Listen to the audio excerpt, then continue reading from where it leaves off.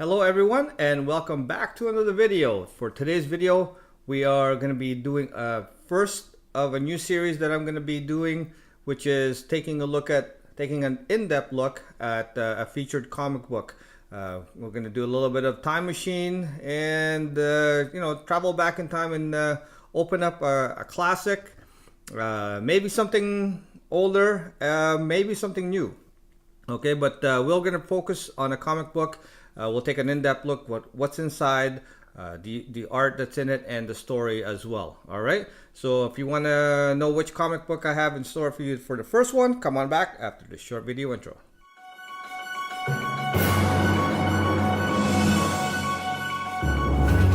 Okay, we're back once again. Comic Sniper here, along with my returning sidekick, my level of flying Iron Man Mark III. Welcome back. Today we are presenting Comic Book Time Machine, episode number 1. That's right, we are doing a time machine of sorts. We're gonna dive into a comic book from the past and share with you, some of my thoughts on the comic book that we'll go into. What it means for me and how the story and the art affects myself and what I think of it. So that's a new series. I've seen a few guys out there doing similar things, and I thought, what a great concept. Really liking it, and it allows me to get different perspective on even some of the books that I've read already, and get different thoughts from you guys, how you perceive that book. And I thought it was a lot of fun. I'm really enjoying it. So I thought, what a great way for me as well to, it's kind of an inspiration for me to do the same thing. All right. So today's video is going to feature, here it is, Amazing Spider-Man number 90. Awesome book. Bit of a minor key. This is not a major key by any chance, not a first appearance, but it is a death of an important character. So just so you guys know already, this is full of spoilers. Okay? So if you don't know what's in this book, or you don't want to know what's in the book, because we're going to go right into it page by page, definitely you can turn away now, maybe go read the book if you haven't already, and then come back, see what my thoughts are on this book. All right, but you have been warned. Okay, so what we're gonna do is, like I said, we're gonna go into the book and kind of go through it, go through the story, go through the art, how what I think of it, that kind of thing. So that's gonna be a new series going forward, and hopefully you guys like it. Also, let me know. This is a trial and error. Unless I find a better way to do it, I'm just gonna be holding the comic book in my hand and kind of going through the pages that way. If it's too messy, that kind of stuff, I'll try to do better. Just let me know. I don't know how you guys are going to perceive it, but I'll do my best, and hopefully it doesn't come off too bad. Okay, so here we're gonna jump into this. Now this is the John Romita cover. I love the way John Romita does covers, because he always puts the main characters front and center, nice and large on the picture. But you can see from this that there's something important going to be happening inside this book, because Spider-Man the Killer, as it's titled here, and you have as you can see, he's kind of climbing up the wall, and then we have to see the crowd behind him saying Spider-Man did it, it's all his fault, he's the murderer. So we know that something happened, a murder has been happened, and the victim here, or the poor soul, but we don't know who that is. So that's the mystery, right? So that's the premise of this whole thing, and this is issue number 90. 15 cents when it came out on the newsstand. Awesome. This is 1970, I believe. November 1970. Yes. Okay. And this is, of course, a Stan Lee story. The art is by Gil Kane and John Romita, as well as Sam Rosen does the lettering. But Romita did the cover here. You can see there. That's his signature. All right, so as we get into the first page, let's dive right into this. Check that out. The splash page, right off the bat, we have big action, and death shall come, as we see Spider-Man falling off a building. This is a continuation from the last issue. of Doctor Octopus, one of his most deadliest foe, his one of his arch enemy. They're fighting it out, and you can see Spider-Man is tumbling down off the building with Doctor Octopus's arms in tow. He says, "Had to break my fall, or else I'm done for." But he's only got seconds to act. And as we go into this scene is basically like several seconds of action, really. This whole page, and with Spider-Man out of web fluid, what he does is he spins around, grabs Doctor Octopus's tentacles as he follows him down. I guess trying to make sure that he meets his doom. But in doing so, gives Spider-Man a chance to escape or save himself from doom. It crashes through one of the windows, and then he's kind of celebrating a little bit here. Says, "Nice try, Snake Arms, but not nice enough," as he makes his getaway. But as you can see, he ducks into with Doc Ock's arms following him, trying to follow him. He ducks into the vent there, and then finds himself trapped. And he says here, "Nuts! How far can those arms of his reach?" That's, I remember reading this. I can't remember how old I was. Maybe 11, 12, around that age, I believe, was when I read this. And one of the things I have always wondered as well was, how long is those arms? How long can they actually go? What's their maximum reach, right? Because he's coming from the rooftop here, and he's falling several stories, and then he goes inside, and he keeps going down the hallway, and then into the vents, and he still looks like he has a lot more to go, right? So that's one of the questions I don't know if you guys know. Is there any stats on how long Doc arms can reach? If you could leave it in the comment for me, I'd love to know. I don't know myself. So, and then here, I love that pose. He's that inevitability of being trapped. He says he must make a sound, not even breathe. But as you can see, Doc Ock, he uses them like arms, right? We can as our fingers and as our hands, he can kind of sense touch. Now in the movies, they seem to be their own entity, which means they kind of almost thinking on their own, each individual arm especially. So where Doc Ock here, it's more like he's able to sense through the arms. So they're not thinking on their own, but they're just able to sense. But he says here he's hesitating, he's confused, so he doesn't know how close he is, which means that these things can't see or anything, which means they're just relaying back information to Doc Ock, and Doc Ock is thinking, I'm not close enough, so he decides that it's over for now. He retreats, and then Spider-Man does what he thinks is the smartest thing to do, is put a Spidey tracer, throws it on Doc Ock's arms before he takes off. And as he thinks the coast is clear, he's gonna go home. And this is one of the things about Spider-Man that I think is great, is he's sore, he's aching all over, right?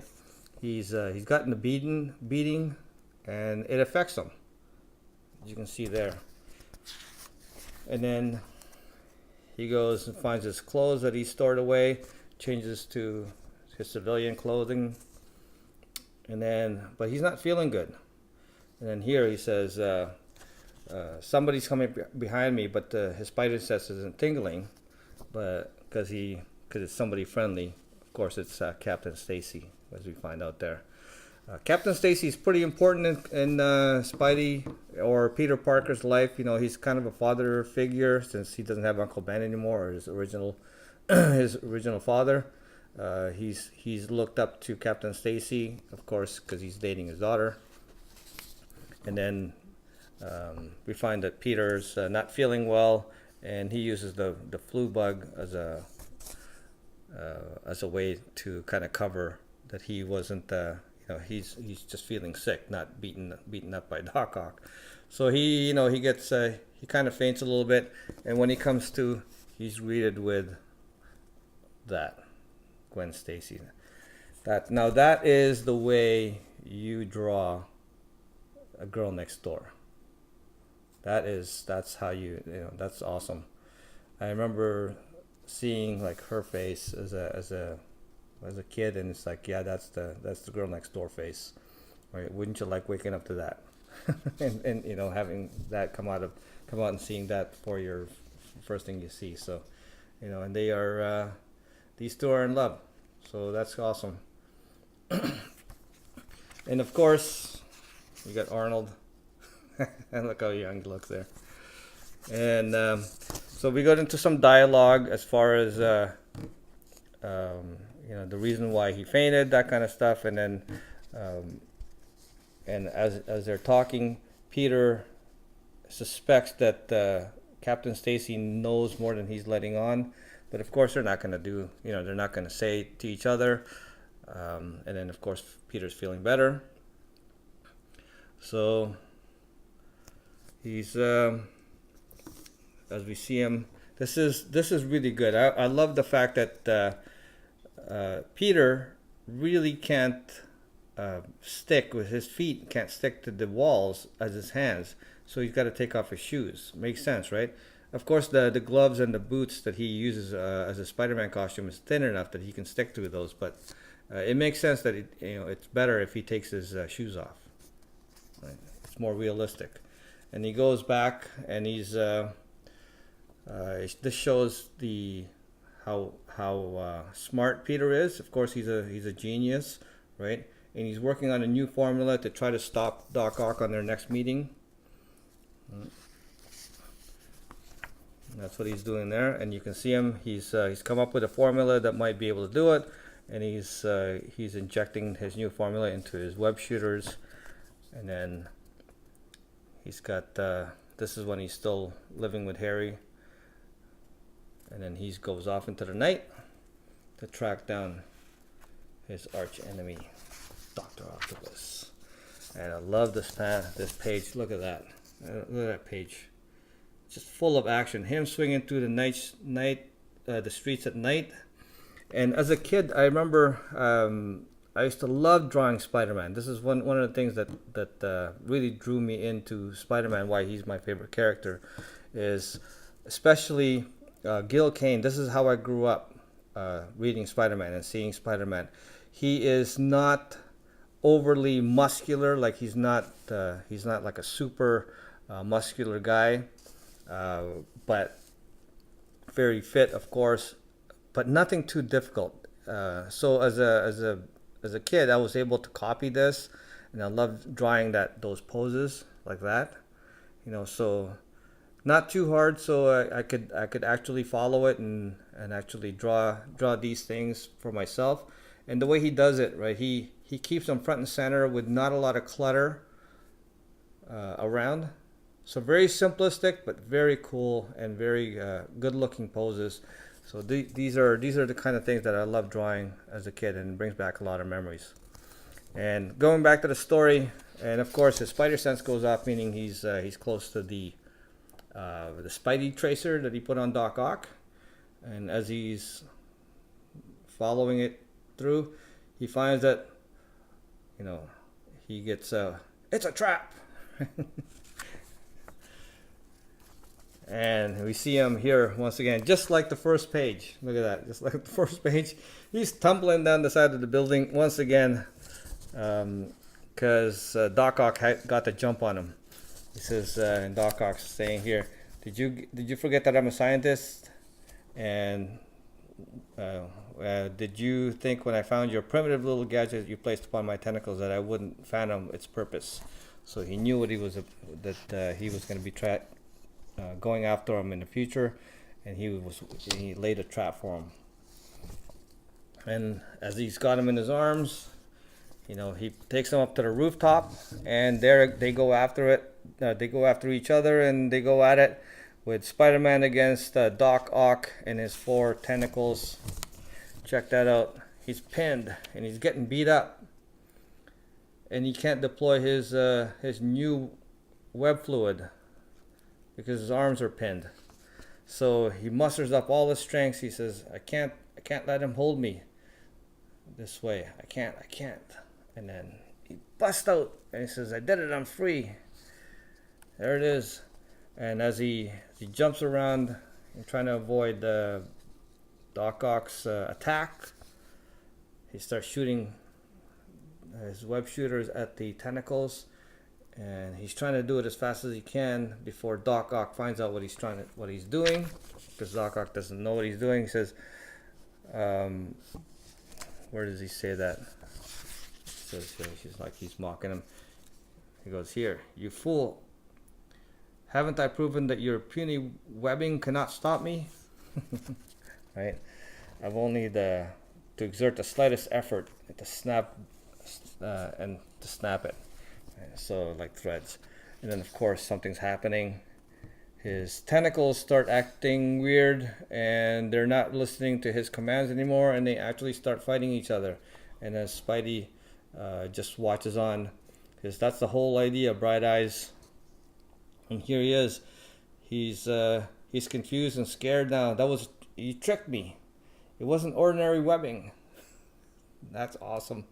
So he's on the rooftop now. Things are going bad, and they even go after Doc Ock himself. And as you can see, he gets walloped by his own tentacle, and he does his best to try to save himself. And from the crowd below, they can see that there's fighting going on up top. See, it's Doc Octopus fighting Spider-Man up there. So here we go. And then who shows up at the scene is Captain Stacy down on the street level. And then here he says, see, this is what Spider-Man's all about. I'd better get him before he's killed by his own arms.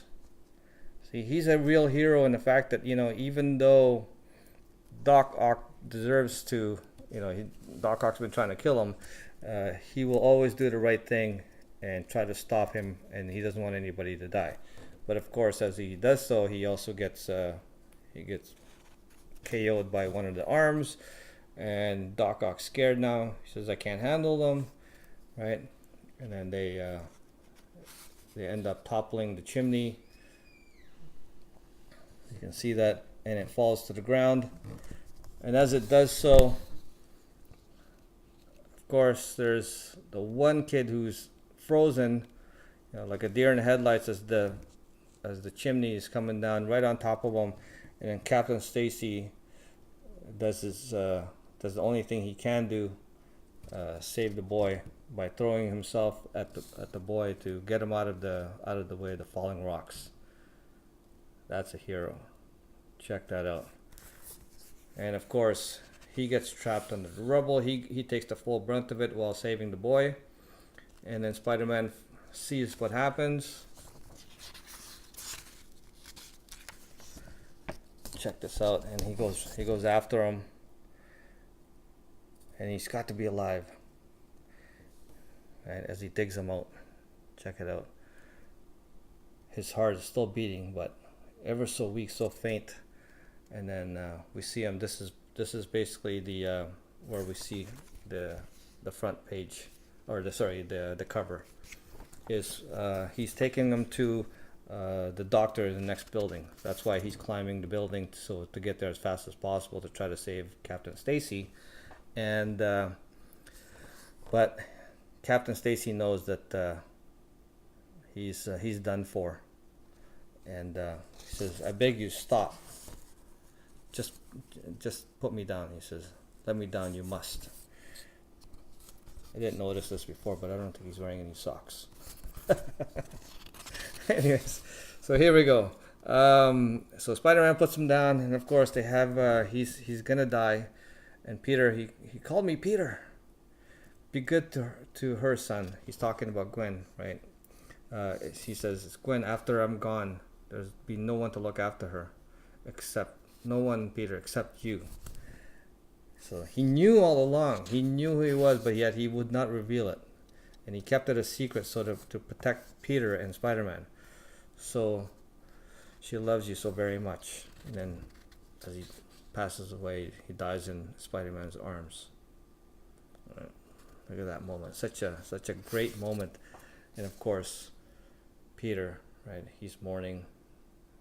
His uncle, like I said, his Uncle Ben is gone, and he looked up to this man that was very kind to him, and now he's also gone as well.